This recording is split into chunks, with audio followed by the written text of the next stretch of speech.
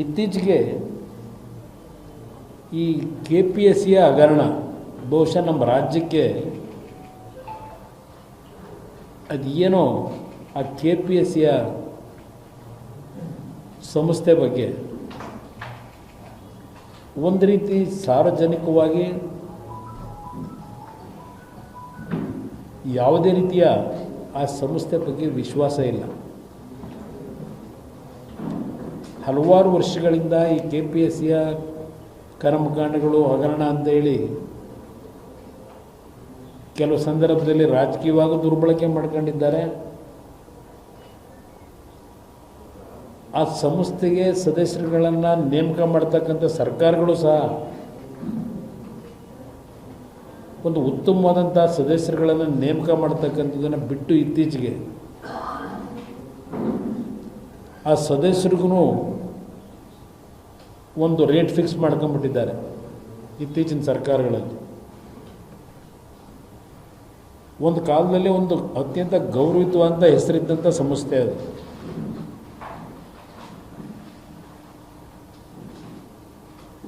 ಆ ಸಂಸ್ಥೆ ಬಗ್ಗೆ ಹಲವಾರು ಉತ್ತಮವಾದಂಥ ಸದಸ್ಯರುಗಳು ಕೆಲಸ ಮಾಡಿರ್ತಕ್ಕಂಥದ್ದು ನಮ್ಮ ಈ ಪೂರ್ವಿಕರ ಇತಿಹಾಸದಲ್ಲಿ ಕಾಣಲಿಕ್ಕೆ ಸಾಧ್ಯ ಇದೆ. ಆದರೆ ಇತ್ತೀಚಿನ ದಿನಗಳಲ್ಲಿ ಒಂದು ಜಾತಿ ಹೆಸರಿನಲ್ಲೋ ಇಲ್ಲ ಆ ಸದಸ್ಯತ್ವಕ್ಕೆ ನೇಮಕ ಮಾಡಬೇಕಾದ್ರೆ ಹಣ ನಿಗದಿ ಮಾಡಿ ಸರ್ಕಾರಗಳು ನೇಮಕ ಮಾಡ್ತಕ್ಕಂಥದ್ದು, ಈ ರೀತಿಯಲ್ಲಿ ಹಂತ ಹಂತವಾಗಿ ಆ ಸಂಸ್ಥೆಯನ್ನು ಕಲುಷಿತಗೊಳಿಸಿರತಕ್ಕಂಥದ್ದು, ಆ ಸಂಸ್ಥೆಯ ಬಗ್ಗೆ ವಿಶ್ವಾಸ ಮೂಡದೇ ಇರತಕ್ಕಂಥದ್ದಕ್ಕೆ ಕಾರಣ ಪ್ರಮುಖವಾಗಿ ಸರ್ಕಾರವೇ ಅಂತಕ್ಕಂಥದ್ದನ್ನು ನಾನು ನೇರವಾಗಿ ಹೇಳಲಿಕ್ಕೆ ಬಯಸ್ತೇನೆ. ಪಾಪ ನೆನ್ನೆ ದಿನ ಹೇಳಿದ್ದಾರೆ, ನಮ್ಮ ಆಡುಮುಟ್ಟದ ಸೊಪ್ಪಿಲ್ಲದೆ ಇರ್ತಕ್ಕಂಥ ಪ್ರಿಯಾಂಕಾ ಕೃಪಾಪೋಷಿತ ಮಂಡಳಿ ಇದು ಈಗ ನಡೀತಾ ಇರತಕ್ಕಂಥದ್ದು ಎಲ್ಲ ವಿಷಯಗಳವರು ಪಾಪ ನಿಂತಿದ್ದಾರೆ.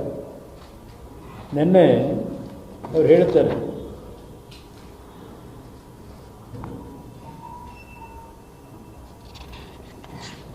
ಏನು ಹೇಳ್ತಾರೆ, ಇದು ಬೇಲಿಯೇ ಎದ್ದು ಹೊಲ ಮೇಯ್ದಂಥ ಪ್ರಕರಣ. ಬೇಲಿ ಎದ್ದು ಹೊಲ ಮೇದರೆ ಏನು ಮಾಡಲು ಸಾಧ್ಯ? ಪರಿಸ್ಥಿತಿ ನಮ್ಮ ಕೈಲಿಲ್ಲ. ಇಲ್ಲಿ ಎರಡು ವಿಚಾರ, ನನಗೆ ಸ್ವತಂತ್ರವಾಗಿ ಈ ವಿಚಾರ ಬಿಟ್ಟರೆ KPSCನ ರದ್ದು ಮಾಡ್ತೀನಿ. ಅದು ಸಂವಿಧಾನಾತ್ಮಕವಾಗಿಯೇ ಮಾಡಬೇಕಾಗುತ್ತದೆ, ಹೊಸ ಕಾನೂನು ತರಬೇಕಾಗ್ತದೆ. ಕಾನೂನು ಮಾಡುವವರು ನಾವೇ. ಹೌದಪ್ಪ, ಕಾನೂನು ಮಾಡೋರು ನೀವೇ. ನಾವೇ ಅಂದರೆ ನೀವು ಅಂದರು, ನಾವು ಅಂದರೆ ಸರ್ಕಾರ ನಡೆಸಾರೆ ಕಾನೂನು ಮಾಡೋದು ಜನಪ್ರತಿನಿಧಿಗಳು. ನೀವು ಹೇಳೋದು ಒಪ್ತೀನಪ್ಪ. ಇಲ್ಲಿ ಈ ಲೇಟೆಸ್ಟ್ ಒಂದು ಹೇಳ್ತೀನಿ ಮೊದಲಿಗ. ಯಾರೋ ಜ್ಞಾನೇಂದ್ರ ಕುಮಾರ್ ಇವತ್ತು ಈ ಗೃಹ ಸಚಿವರಿಗೆ ಕೇಳ್ತೇನೆ, ಏನು ಹೇಳಿಕೆ ಕೊಡ್ತೀರಿ? ಮಾಧ್ಯಮದಲ್ಲಿ ನಾಪತ್ತೆ ಆಗಿಲ್ಲ ಅಂತಕ್ಕಂಥ ಸುದ್ದಿ ಬಂತು. ಹಾಂ, Jnanendra Kumar officer, controller, examination controller ಅವರೀಗ ಕಳೆದ 2 ವರ್ಷದಿಂದ ಇರಬಹುದು. ಈ ವ್ಯಕ್ತಿ ಯಾವಾಗ ED ರೈಡು ಇದೆಲ್ಲ ಶುರುವಾಯಿತು, ಯಾವಾಗ ಇದು ಉದ್ಭವವಾಗಿದ್ದ ಹಾಗೆ ಯಾರೋ ಒಬ್ಬ ಮಂಜುನಾಥ್ ಅಂತಲೋ ಯಾರೋ ವ್ಯಕ್ತಿ 80 ಲಕ್ಷ ರೂಪಾಯಿ ಡಿಮ್ಯಾಂಡ್ ಇಟ್ಟಿದ್ದಾರೆ ಈ ಪಶುವೈದ್ಯಕೀಯ ಅಭ್ಯರ್ಥಿಗಳನ್ನು ಆಯ್ಕೆ ಮಾಡಲಿಕ್ಕೆ. 40 ಲಕ್ಷ ಅಡ್ವಾನ್ಸ್ ಕೇಳಿದ್ದಾರೆ, 80 ಲಕ್ಷ ಫಿಕ್ಸ್ ಆಗಿದೆ ಅಂತಕ್ಕಂಥದ್ದು ಆ ವ್ಯಕ್ತಿಯ ಒಂದು ಆಪಾದನೆ ಏನಿದೆ. ಆ ಆಪಾದನೆ ಬಂದ ನಂತರ ED ಅವರು ಸಡನ್ನಾಗಿ ಈ ಕೇಸ್ನ ತಗೋತಾರೆ. ಯಾವಾಗ ದುಡ್ಡಿನ ವ್ಯವಹಾರ ಪ್ರಾರಂಭ ಆಯಿತು ಅಂತ ಹೇಳಿ, ಆಗ ಈ ವ್ಯಕ್ತಿ ನಾಪತ್ತೆ ಆಗಿದ್ದಾನೆ ಅಂತಕ್ಕಂಥದ್ದು ಸಾರ್ವಜನಿಕವಾಗಿ ಚರ್ಚೆ ಪ್ರಾರಂಭ ಆಯಿತು. ಏನು ಹೇಳಿದ್ರು? ಫಸ್ಟ್ ಹೇಳ್ತಾರೆ ಅವರು ತಂದೆ ಹುಷಾರಿಲ್ಲ, ಅವ್ರ ತಂದೆನ ನೋಡೋದಕ್ಕೆ ಹೋಗಿದ್ದಾರೆ, ಪರ್ಮಿಷನ್ ತಗೊಂಡು ಹೋಗೋರೆ ಅಂತ ಹೇಳ್ತಾರೆ. ಇವರೇ ಹೇಳೋದು, ತಂದೆ ನೋಡಲು ಹೋಗಿದ್ದಾರೆ. ಜ್ಞಾನೇಂದ್ರ ಕುಮಾರ್ ನಾಪತ್ತೆ ಆಗಿಲ್ಲ, ನನಗೆ ಅವರು ದೂರವಾಣಿ ಕರೆ ಮಾಡಿದ್ದರು. ಅವರ ತಂದೆಗೆ ಅನಾರೋಗ್ಯದ ಹಿನ್ನೆಲೆಯಲ್ಲಿ ನೋಡಲು ಊರಿಗೆ ಹೋಗಿದ್ದಾರೆ, ಇನ್ನೆರಡು ದಿನಗಳಲ್ಲಿ ವಾಪಸ್ ಆಗಲಿದ್ದಾರೆ ಎಂದು ಗೃಹ ಸಚಿವ ಪ್ರಿಯಾಂಕ ಖರ್ಗೆ ಸ್ಪಷ್ಟಪಡಿಸಿದ್ದಾರೆ.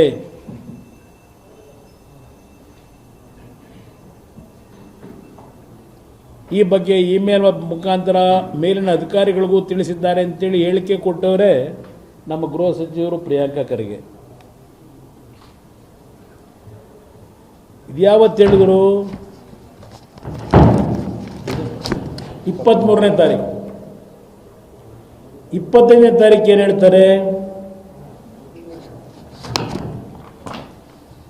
ಜ್ಞಾನೇಂದ್ರ ಎಲ್ಲಿದ್ದಾರೋ ಗೊತ್ತಿಲ್ಲ, ಖರ್ಗೆ ಉಲ್ಟಾ.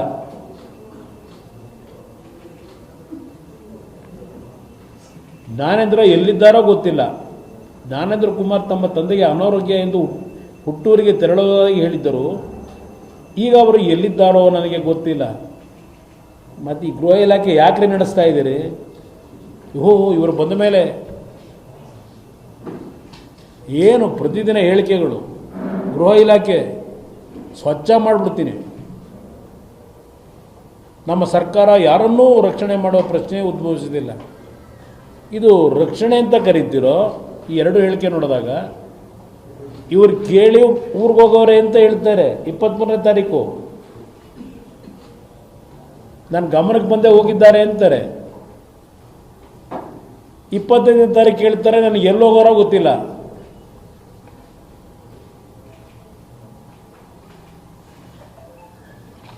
ಇದು ಗ್ರೇಟ್. ಅವ್ರ ಹೋಮ್ ಮಿನಿಸ್ಟರ್ ಏನು ಪರಿಶುದ್ಧ ಮಾಡ್ತಾರಂತೆ. ಅದು ಎಂಥದ್ದು ನಿಮ್ಮ ಎಂಥ ಇದು ಪರಪ್ ನಗರದ್ದು ಒಂದು ವಾರ ರಿಲೇ ಮಾಡಿಸಿದ್ದು. ಈ ರಾಜ್ಯದಲ್ಲಿ ಯಾರ್ಯಾರ ಧ್ವನಿನ ಹೇಗೆ ಅಡಗಿಸಬೇಕು ಅಂತ ಹೇಳಿ ನೀವು ಹೊರಟಿದ್ದೀರಿ ಅನ್ನೋದು ನನಗೆ ಗೊತ್ತಿದೆ. ಈ ರಾಜ್ಯ ಸರ್ಕಾರ ಕೇಳಲಿಕ್ಕೆ ಬಯಸ್ತೀನಿ, ಯಾವ ರೀತಿ ನೀವು ಧ್ವನಿ ಅಡಗಿಸ್ಬೇಕು ಅಂತೇಳಿ ನಿಮ್ಮ ಸರ್ಕಾರದ ವಿರುದ್ಧ ಚರ್ಚೆ ಮಾಡೋರ ಬಗ್ಗೆ ಸಾರ್ವಜನಿಕವಾಗಿ ಹಲವಾರು ವಿಷಯಗಳನ್ನು ತಾಳೆ ಹಾಕಿಸಿ ಧ್ವನಿ ಅಡಗಿಸ್ಬೇಕು ಅಂತ ಏನು ಹೊಡ್ತೀರಿ? ಖರ್ಗೆ ಅವರೇ, ನಮ್ಮ ಧ್ವನಿ ಯಾರು ಅಡಗಿಸೋಕ್ಕಾಗೋದಿಲ್ಲ, ನೀವು ನಿಲ್ಲಿಸ್ಲಿಕ್ಕೆ ಆಗೋದಿಲ್ಲ. ನೀವು ಎಷ್ಟು ಸಮರ್ಥರಿದ್ದೀರಿ, ಇದೊಂದು ಹೇಳಿಕೆ ಪ್ರಾರಂಭಿಕವಾಗಿ ನಿಮ್ಮ ಮುಂದೆ ತರ್ತಾ ಇದ್ದೀವಿ. ಈ ಸರ್ಕಾರದಲ್ಲಿ ಕಳೆದ 3 ವರ್ಷದಲ್ಲಿ 4 ಇಲಾಖೆಗಳ ನೇಮಕಾತಿ ನಡೆದಿದೆ.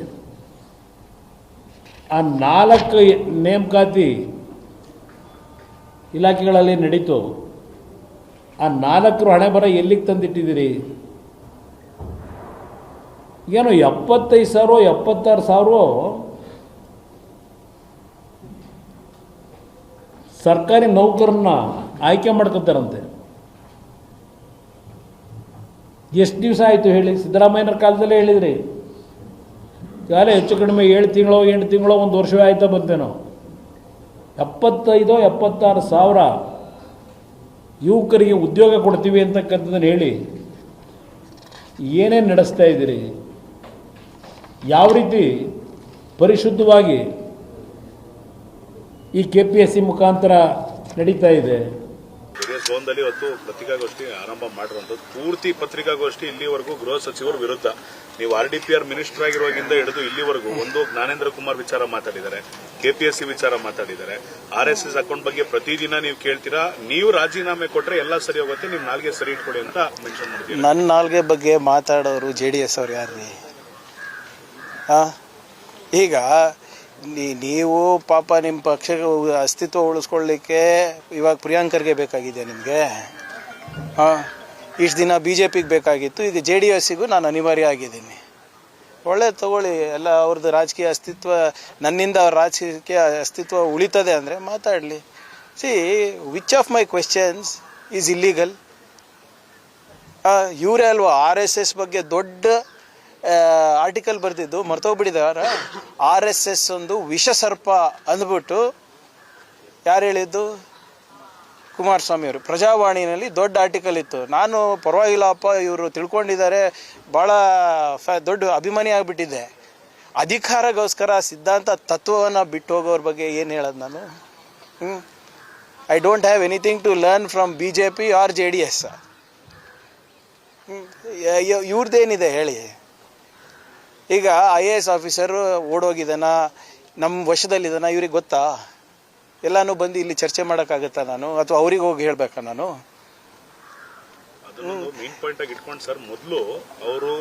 ಆಯ್ತು, KPS ನೋಡಿ ಒಂದ್ ನಿಮಿಷ, ಇವರಿಗೆ ಮಾಹಿತಿಯ ಕೊರತೆ ಇದೆನಾ ಅಥವಾ ಸಾಮಾನ್ಯ ಪ್ರಜ್ಞೆದ ಕೊರತೆ ಇದೆಯೋ ನನಗೆ ಗೊತ್ತಿಲ್ಲ. ನೀವು ಕೇಳಿದಾಗ ಮೊದಲನೇ ಬಾರಿಗೆ ಎಲ್ಲಿದ್ದಾರೆ ಅಂದರೆ ಈಸ್ ವೇರ್ ಅಬೌಟ್ಸ್ ವೇರ್ ನೋನ್. ಹೌದಾ? ಲಿಖಿತ ಮೂಲಕ ಒಬ್ಬ ಅಧಿಕಾರಿ ಲೀವಿಗೆ ಅಪ್ಲೈ ಮಾಡಿದ್ರೆ ಅದನ್ನು ಸರ್ಕಾರ ನಂಬಬಾರ್ದಾ? ಹೌದಾ ಇಲ್ಲ?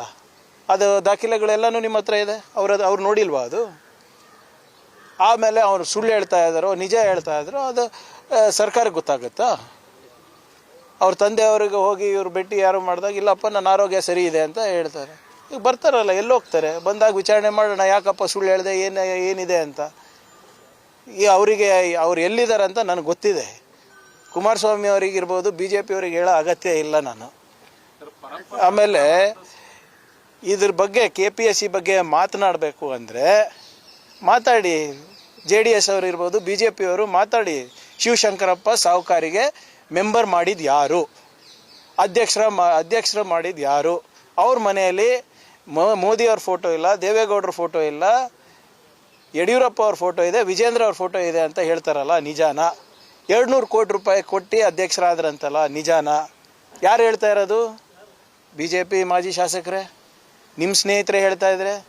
ಅದ್ರ ಬಗ್ಗೆ ಮಾತಾಡಿ ಸ್ವಾಮಿ. ಯಾಕೆ ಅದ್ರ ಬಗ್ಗೆ ಮಾತಾಡೋ ಧೈರ್ಯ ಇಲ್ವಾ? ಕೇಂದ್ರ ಸರ್ಕಾರದಿಂದ ಏನು ಕೊಡುಗೆಯಾಗಿದೆ ರಾಜ್ಯ ಸರ್ಕಾರಕ್ಕೆ, ಅದ್ರ ಬಗ್ಗೆ ಮಾತಾಡೋ ಧೈರ್ಯ ಇಲ್ವಾ? ಯಾರು RSSಗೆ ವಿಷ ಸರ್ಪ ಅಂದಿದ್ರು, ಕುರ್ಚಿ ಕೊಡ್ತೀನಿ ಅಂದ ತಕ್ಷಣ ತತ್ವ ಸಿದ್ಧಾಂತ ಎಲ್ಲ ಬಿಟ್ಬಿಟ್ಟು ಹೋಗ್ಬಿಟ್ಟು ಕೂತಿದಾರಲ್ಲ. ಕೇಂದ್ರ ಸರ್ಕಾರದಿಂದ ನೀವೇನು ತಂದಿದ್ದೀರಾ ರಾಜ್ಯಕ್ಕೆ? ಮಾತೆತ್ತಿದ್ರೆ ಪ್ರಾದೇಶಿಕ ಪಕ್ಷಗಳು ಉಳಿಬೇಕು, ಬೆಳಿಬೇಕು ಅಂತೀರಾ, ಕರ್ನಾಟಕಕ್ಕೆ ಅನ್ಯಾಯ ಆಗಬಾರ್ದು ಅಂತೀರಾ. ಕರ್ನಾಟಕದ ಪರವಾಗಿ ಕೇಂದ್ರ ಸರ್ಕಾರದಲ್ಲಿ ಯಾವಾಗ ಧ್ವನಿ ಎತ್ತಿದ್ದೀರಾ ಸ್ವಾಮಿ? ಸುಮ್ಮನೆ ಇವೆಲ್ಲ ಬಂದು ಈಗ ಏನಾಗ್ಬಿಟ್ಟಿದೆ, ಫ್ಯಾಷನ್ ಆಗಿಬಿಟ್ಟಿದೆ BJP ಅವರಿಗೆ, JDS ಅವರಿಗೆ. ಪ್ರಿಯಾಂಕರ್ಗೆ ದಿನ ಎದ್ದು ಬೈದರೆ ಕೇಶವ್ ಕೃಪಾನಲ್ಲಿ ಅವರಿಗೆ ಅಂಕಗಳು ಸಿಗ್ತವೆ. ಸರ್, ನಾನಿವತ್ತು ಪ್ರಿಯಾಂಕರ್ಗೆ ಹಿಂಗೆ ಸೋಷಿಯಲ್ ಮೀಡಿಯಾನಲ್ಲಿ ಬೈದೆ, ನಾನು ಹಿಂಗೆ ಅವ್ರನ್ನ ಕೆಲವು ಬಾಡಿಗೆ ಭಾಷಣಕಾರರು ಇಟ್ಕೊಂಡಿದ್ದಾರೆ ಇವ್ರು BJPದವರು. ಅವರಿಗೆ ಹಿಂಗೆ ಬೈಸ್ದೆ ಸರ್, ಅವ್ರಿಗೆ ಹಂಗೆ ಬೈಸ್ದೆ ಸರ್ ಅಂದರೆ ಅಂಕಗಳು ಸಿಗ್ತದೆ ಇವರಿಗೆ. ಅಂಕಗಳ ಮೇಲೆ ಇವ್ರ ಪ್ರಮೋಷನ್ನು. ಆಮೇಲೆ ಇವರೆಲ್ಲ ಸೋಷಿಯಲ್ ಮೀಡಿಯಾದಲ್ಲೆಲ್ಲ ಇರ್ತಾರಲ್ಲ, ಅವರಿಗೆಲ್ಲ ಸಂಬಳ ನನ್ನಿಂದ. ಮುಂಚೆ ಬರೀ BJPಗೆ ಸೀಮಿತ ಆಗಿದೆ, ಈಗ JDS ತನಕ ಹೋಗಿದ್ದೀನಿ ಅಂತ ನನ್ನ ಅನಿಸ್ತಾ ಇದೆ.